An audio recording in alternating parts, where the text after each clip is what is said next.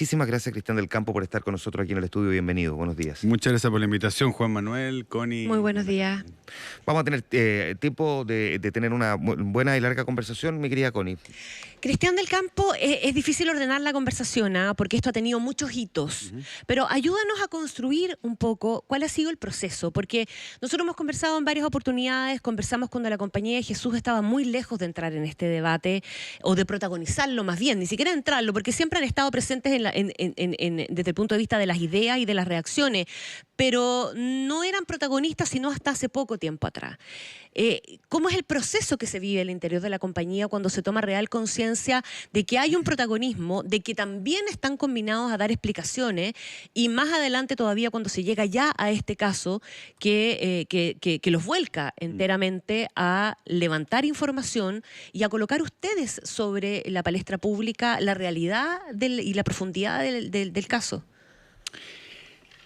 Sí, efectivamente, Connie, el proceso ha sido largo.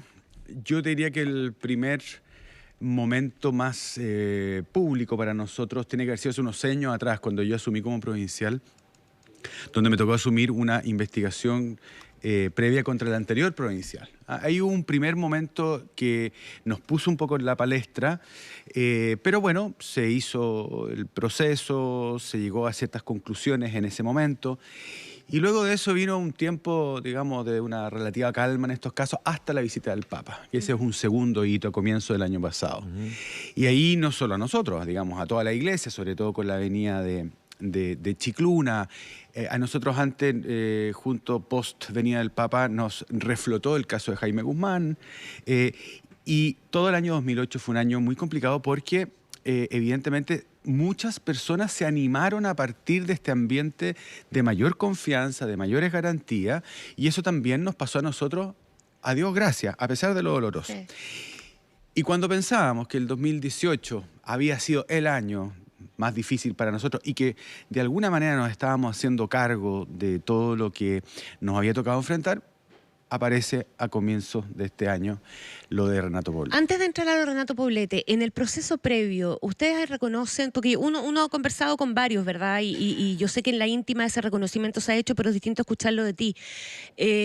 Mientras pasaron los otros casos que no afectaban directamente a la Compañía de Jesús, la Compañía de Jesús tomó un poquitito de palco. E incluso para algunos hasta disfrutó en cierta medida por ciertas rivalidades o por lo que estaba pasando con otros, y se pararon desde un pedestal contemplativo y opinante, e incluso podría hasta decirse hoy día un poco arrogante, a sabiendas de que eventualmente también había ropa sucia en casa. ¿Qué autocrítica haces tú de esa etapa también? Yo se lo he dicho a los jesuitas, nuestro mayor pecado es la soberbia.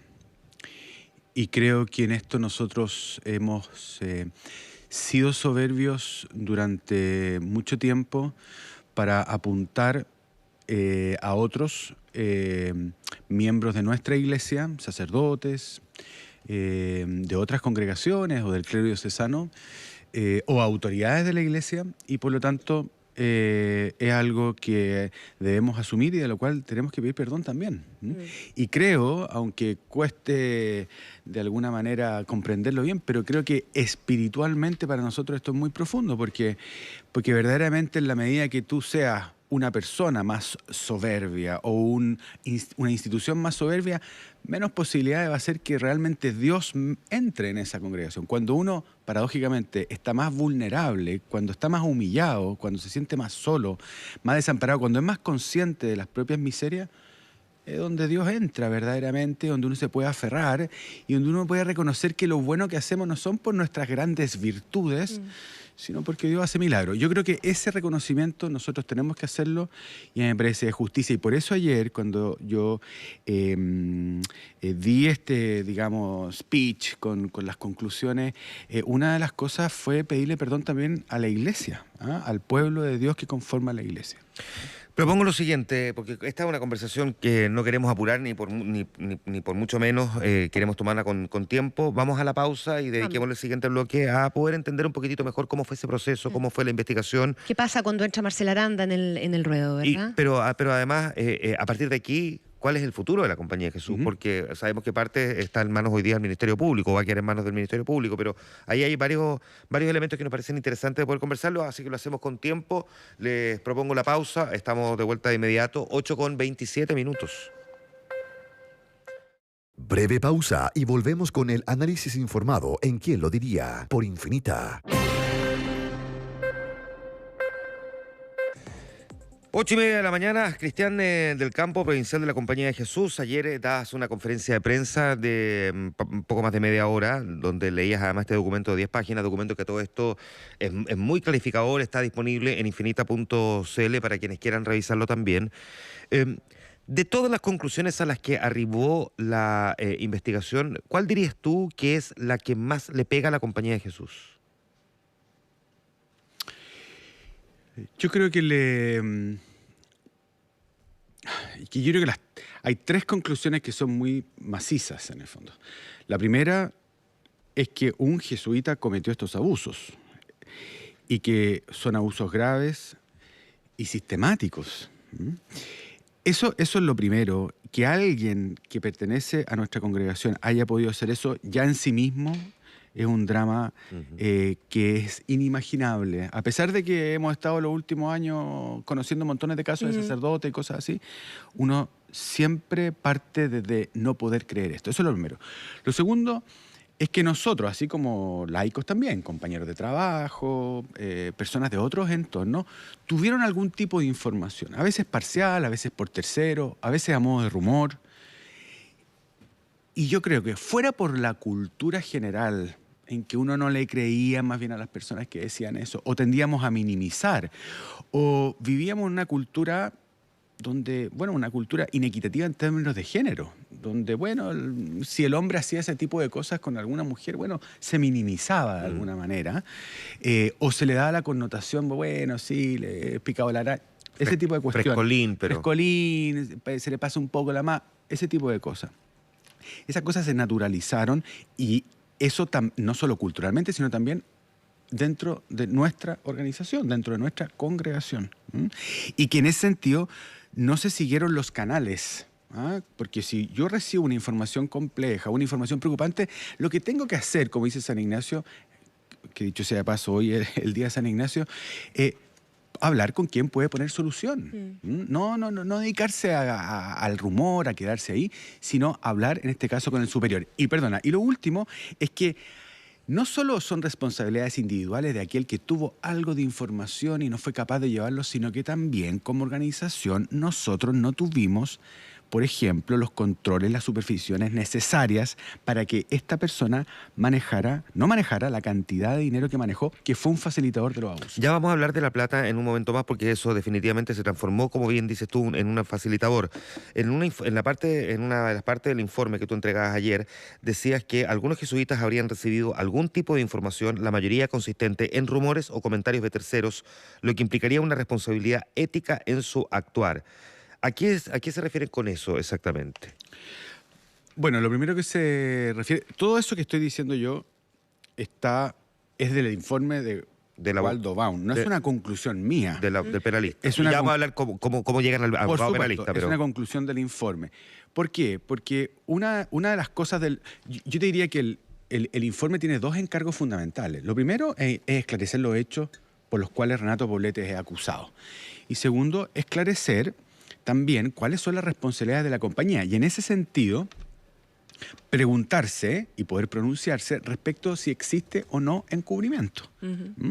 Y eso me parece que es algo muy importante del informe, porque el informe, bueno, utiliza la tipología o la definición que existe de encubrimiento en nuestro Código Penal, y respecto a eso dice que la investigación no pudo acreditar que existiera labores de encubrimiento que tienen que ver con dolo. Sin embargo, lo que sí encontró es que hubo negligencias de mayor o menor grado, porque en algunos casos la información, por ejemplo, el jesuita la recibió directamente de la víctima y en otros casos la recibió de un tercero. Bueno, entonces uno va graduando, eso es lo que hace el investigador, va graduando cuáles son esas responsabilidades éticas. Perdón, antes de esto, ¿qué imagen tenía la compañía Jesús de Renato Poblete entonces en su comportamiento con las mujeres? Antes de que apareciera toda esta historia. Me refiero a en sus épocas, no sé, cuando tenía 45, 50 años, por ahí. ¿Qué se decía de Renato Poblete en este tema? Me costaría decirte, Juan Manuel, qué es lo que decía la compañía. Porque yo creo que eso son aseveraciones un poco generales. Ahora, lo que sí es que hay algunos que en esta declaración de esas épocas decían que lo encontraban medio seductor, picado de la araña, ese tipo de cosas, ese tipo de comentarios. ¿Cristian? Y en ese sentido, respecto, por ejemplo, de los sobrenombres y todo ese asunto, quizás el sobrenombre por el cual, por lo menos yo y muchos jesuitas lo conocimos, era por el Padrino. Y lo conocíamos por el Padrino, en el fondo, porque, claro, porque se juntaba con el político 1, con el empresario 2, porque se conseguía una donación, porque tenía contacto. Por eso. Tú viviste un tiempo con él. 2 años. Y uno conoce mucha gente que vivió con él o que trabajó con él en el Hogar de Cristo y en distintas partes. Desde esa experiencia, y simplemente para ayudar a la gente a entender, porque todo el mundo dice, pero ¿cómo nunca se dieron cuenta? ¿Pero cómo nadie vio nada? ¿Cómo es posible, de verdad, desde la experiencia tuya, cómo es posible que nunca se haya visto ni haya quedado en evidencia o de manifiesto nada que permitiera configurar el perfil antes? Mira, Connie, es una muy buena pregunta. Yo viví 2 años, entre el año 2000 y el 2002. Yo estaba volviendo a Estados Unidos, era estudiante jesuita en esa época todavía. Compartí la comunidad con él, no trabajé con él. Pero lo conocí y me pareció siempre una persona muy agradable, muy simpática, muy encantadora, muy emprendedora. Y de las pocas cosas que recuerdo, digamos, que hoy podría yo leer hacia atrás, era que era una persona que tenía una alta actividad social. Y por lo tanto llegaba más tarde. Pero eso no es solo de él, sino que de muchos que tienen mucho trabajo después por distintas cosas, y uno lo atribuía a ese tipo de cosas. Honestamente, nunca tuve una señal. Y esa es de las preguntas de cómo, hasta dónde nosotros tenemos que ejercer un control más eficaz, una supervisión más eficaz, hasta dónde los superiores y los provinciales tienen que ejercer un rol, y hasta dónde uno tiene que también confiar la libertad a las personas. Bueno, eso es algo que es un aprendizaje que tenemos que hacer para ¿A ti, personalmente, como jesuita, te gustaba el tipo de liderazgo que ejercía Renato Poblete? Es que, honestamente, Connie, esto, bueno... ¿Era un jesuita modelo en su minuto, Renato Poblete? No, era modelo en cuanto, digamos, emprendedor y que hizo crecer mucho el Hogar de Cristo y que era una persona que allegaba muchos recursos y que era capaz de, ¿cómo se dice? Emprendedor. Era buena imagen. Pero hacia adentro de la compañía, no tanto. Renato Poblete nunca fue superior de ninguna casa, nunca fue provincial. Mucho más relevante en términos simbólicos era la figura de Quino Valenzuela. Mucho más, bueno, para una generación, por supuesto, y además porque tuvo cargos de gobierno. Dentro de la compañía, Renato Poblete nunca. Renato Poblete fue siempre una persona más hacia afuera, un jesuita más hacia afuera. Pero evidentemente en eso, obviamente que muchos admiraban, otros criticaban porque solo se juntaba con los más poderosos, con lo que y había algunos cuestionamientos de que, bueno, pero la compañía es un grupo diverso. Cristian del Campo, ¿qué pasa cuando llega la denuncia a Marcela Aranda? Yerko Salgado nos daba cuenta hace un rato atrás, ¿verdad?, que no fue totalmente bien recibida ni fue creída desde el primer minuto. Incluso, como es una mujer vinculada al mundo de la teología, ella es de formación y es teóloga y hace clase, muchos la conocen. Muchos dentro de la Compañía de Jesús la conocían de antes. Y algunos no le dieron crédito inmediato, incluso se levantaron algunas críticas respecto de ella. ¿Qué pasa cuando irrumpe Marcela Aranda? ¿Y qué opinión te formaste tú particularmente de ella? Honestamente, yo no sé de dónde habrá sacado esa información. Yo personalmente no conozco ninguna persona así, lo que hoy tengo recuerdo, jesuita, que le haya dado un descrédito. ¿Le creyeron a la primera? No.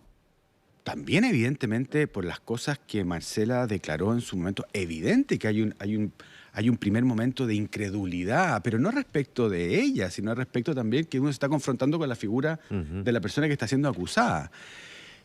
Pero cuando nosotros sacamos el comunicado público, lo sacamos por algo. O sea, sacar un comunicado público de una persona que está fallecida es porque, en el fondo, el testimonio de Marcela Aranda fue desde el primer minuto creíble. Y eso yo lo dije en la primerísima entrevista que di post-comunicado. Sí. ¿Qué lo hizo creíble, perdón? ¿Qué lo hizo tan creíble para sacar ese comunicado? ¿Qué fue lo que pasó ahí? Porque no podían contrastar esto con el acusado porque estaba muerto. ¿Qué lo hizo creíble?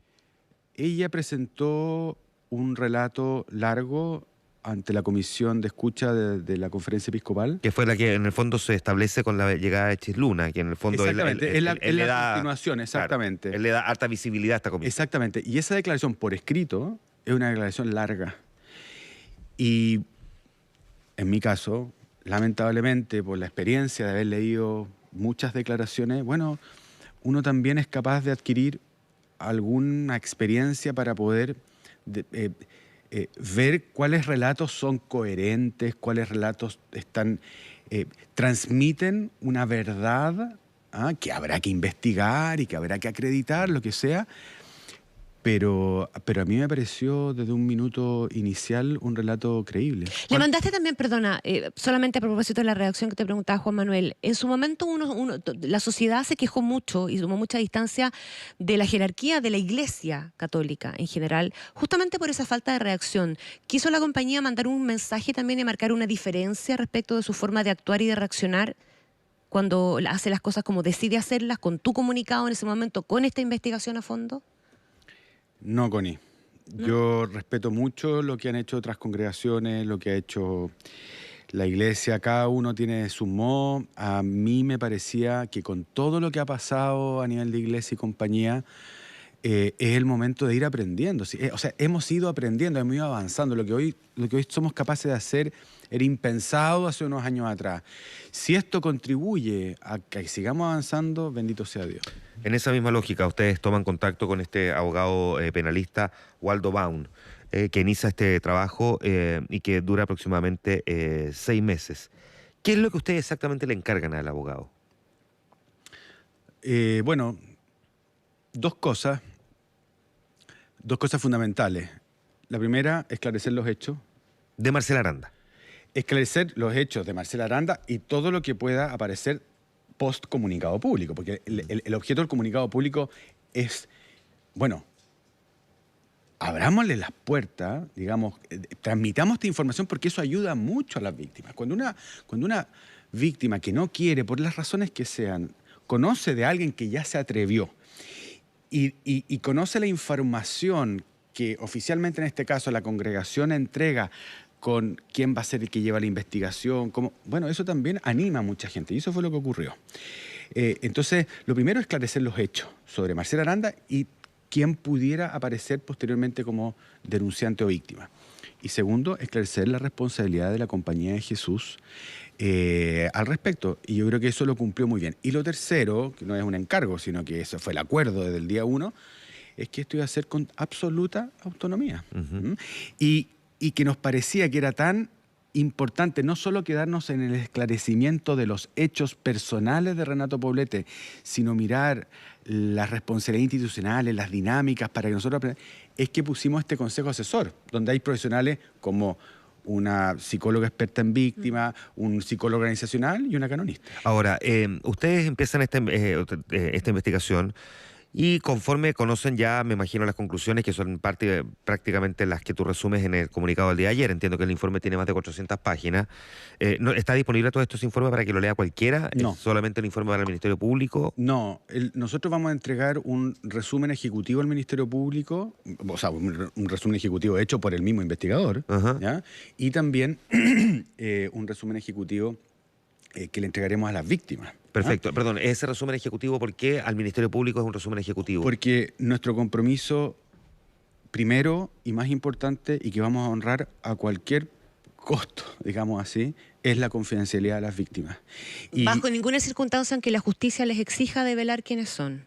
yo no voy a develar quiénes son las personas, porque eso me lo pidieron estrictamente, y eso el abogado, cuando me entrega el informe final, los 5 archivadores, lo que dice es que todas las víctimas, con la excepción de Marcela Aranda, que ha hecho pública nos ha pedido estricta confidencialidad, y eso lo vamos a honrar. Aunque no haya secreto canónico porque Poblete esté muerto. Es que es importante explicarlo bien para que no se entienda que se quiere ocultar nada. No. O sea, esto parte en la conversa con la víctima. Ellas tienen el derecho a exigir esto, y ese fue nuestro compromiso, evidente, y eso lo vamos a honrar. Ahora, por lo mismo, por la transparencia, es que yo me voy a reunir personalmente con el fiscal y vamos a entregarle un resumen ejecutivo que el mismo investigador ha hecho. Correcto. Cristian del Campo, cuando vimos y escuchamos el testimonio de Marcela Aranda en Mega hace un tiempo atrás, que fue tremendamente crudo, ¿verdad? Ella planteó dos cosas que todavía de alguna manera quedan un poco sueltas, y yo me imagino que tienen que estar en el informe grande de las 400 y tantas páginas. Uno es la situación, el tema de los abortos. Se consigna ahí que pudo haber participación directa suya en un caso de aborto. Esto, todo lo que sabemos respecto de eso. Me gustaría saber si ustedes lograron formarse una convicción más exacta respecto de si hubo o no hubo casos de aborto que involucraran directamente a Renato Poblete. Mi convicción, Connie, es la convicción del investigador. Y la convicción del investigador es que en uno de los 3 abortos... O sea, la primera convicción del investigador es que el relato de Marcela Aranda en su integridad, como lo dijimos ayer, es plausible y creíble. Esa es la base. Y lo segundo es que respecto de los 3 abortos, esta investigación con las herramientas que dispone, nosotros no somos el Estado de Chile, pudo encontrar algunos elementos externos que además confirmaban esa plausibilidad y credibilidad. En el caso de Marcela Aranda, ¿no hubo indicios de que hubiese otros abortos con otros testimonios? No. El caso de los abortos y el caso de las violaciones grupales, eso solo aparece en el caso de... Y eso es lo que te quería preguntar a lo otro, porque a mí una de las cuestiones que más me impactó fue la descripción que ella hacía de esos encuentros donde había más gente con capucha o enmascarada observando esta situación. ¿Se pudo levantar más información respecto de ese tipo de encuentros, de quiénes pueden haber sido partícipes? ¿Se logró dar con alguien? ¿Cómo se avanzó algo ahí? Porque... El investigador sostiene que la investigación fue incapaz de recolectar o de recoger algún otro elemento confirmatorio, partiendo de la base que el relato de Marcela Aranda es plausible y creíble en su integridad, inclusive lo que tú me estás mencionando. O sea, no tenemos cómo saber... Ahora, justamente porque nosotros y porque el mismo investigador reconoce que esta es una investigación interna que tiene sus límites, es que nosotros vamos a presentar esto ante el Ministerio Público, sobre todo lo que tiene relación con este testimonio, porque este testimonio, particularmente en las 2 situaciones que tú me preguntas, aborto y violaciones grupales, podría involucrar a terceras personas que están vivas. Y delito. Y son acciones delictuales. Por lo tanto, nosotros queremos que eso se esclarezca y se persiga en conformidad. Un elemento que hemos mencionado en algunos pasajes de esta conversación, Cristian del Campo, es que Renato Poblete tenía manejos de grandes sumas de dinero. ¿Está claro de dónde provenían esas platas que él manejaba? Lo que la investigación establece, y eso es algo que yo te diría que nosotros nos resulta bastante fácil como de comprender, es que Renato Poblete tenía acceso a muchas donaciones u aportes de personas. ¿Que le donaban a la causa o le donaban a él? Que le donaban a él. Precisamente, gracias a Dios, la investigación no dice nada respecto de dineros del Hogar de Cristo, porque precisamente una institución tan importante como el Hogar y tan sólida como el Hogar tiene los mecanismos de control. O sea, ¿era como Caradima Poblete en ese sentido? Probablemente puede haber tenido ese acceso que te pasan un cheque aquí o que viene la donación de la fundación extranjera no sé cuánto para el proyecto X. O sea, Renato tuvo muchos contactos en su vida, los desarrolló. Y ahí es donde nosotros fallamos. Ahí es donde fallamos flagrantemente. Porque a sabiendas que él tenía ese dinero, digamos así, o sea, que manejaba esa cantidad de dinero, bueno, bajo la suposición muy naive, a lo mejor, de que todo esto era para buenas causas, permitimos de alguna manera por nuestra omisión de que fuera facilitadores de situaciones de abuso. Perdón, estamos hablando de cuando decimos gran cantidad de dinero. No, el investigador no llega a esa conclusión. Pero son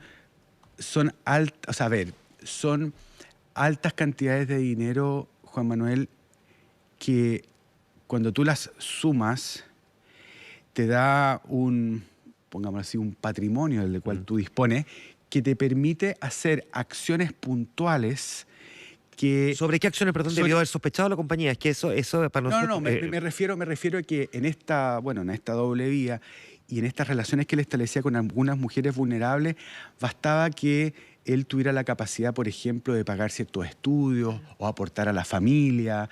No necesariamente son grandes donaciones ni grandes, pero para esa situación en particular significó que se estableció una relación de dependencia. Perfecto. En esa lógica, entonces, de investigación y de la cantidad de plata que manejaba Renato Poblete, y que era plata personal, que no sacaba o desviaba, digamos, desde, no sé, el Hogar de Cristo u otras cosas, ¿se ha pensado en quiénes eran los donantes? Porque digo, eventualmente los donantes podrían haber sabido también lo que estaba haciendo Renato Poblete con la plata.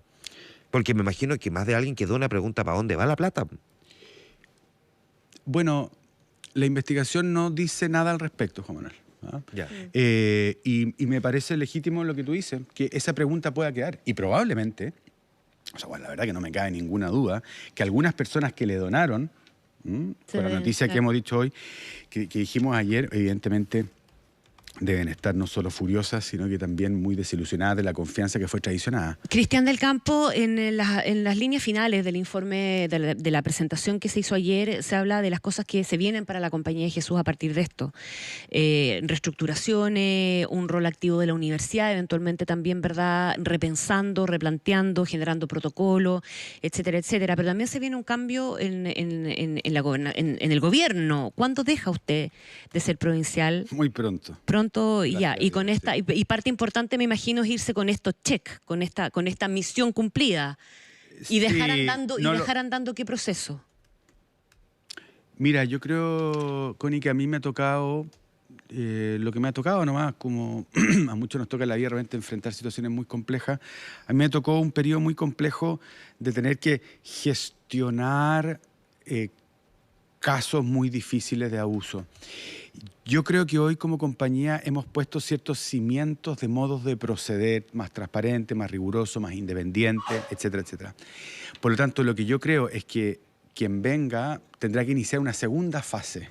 Y esa segunda fase tiene que ver mucho, por ejemplo, en la línea de la reparación, de lo que dijimos ayer. Profundizar la reparación, que no es solo la reparación, por ejemplo, escuchar a la persona, que es muy importante, y costear, por ejemplo, una terapia psicológica, sino también otras cosas. ¿Ah? Nosotros estamos viendo cosas súper interesantes de justicia restaurativa. Y le estamos viendo con profesionales de afuera, que puede ser un aporte. Bueno, eso lo va a tener que liderar el siguiente.